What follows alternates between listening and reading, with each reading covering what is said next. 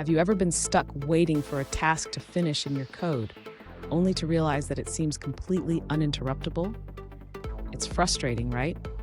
If you've ever faced this issue with CompletableFuture, you're in the right place. Today, we're going to explore how to interrupt CompletableFuture join.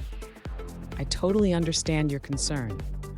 Many developers have encountered this situation where CompletableFuture join appears to ignore interrupt signals. You're definitely not alone in this struggle. It's a common issue that can really slow down your workflow.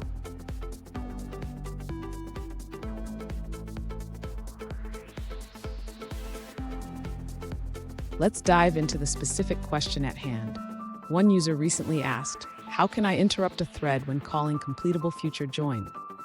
They pointed out that the implementation seems to ignore the interrupt flag, which can be quite a headache. Sound familiar?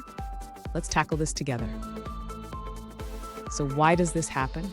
The implementation of CompletableFuture join indeed does not check for the interrupt flag when waiting for a result. This can lead to situations where your thread is stuck waiting indefinitely. Understanding this behavior is crucial for finding a solution. And stick around. I've got a practical solution at the end that will help you manage your threads more effectively. To address the issue of interrupting a CompletableFuture join, the user should first consider using the CompletableFuture's cancel method. This method allows the user to cancel the future and interrupt the thread waiting for the result. Next, the user should ensure that the CompletableFuture is being executed in a separate thread. This can be done by using the supply async method, which allows the user to run a task asynchronously. After setting up the CompletableFuture, the user can implement a mechanism to check for interruptions.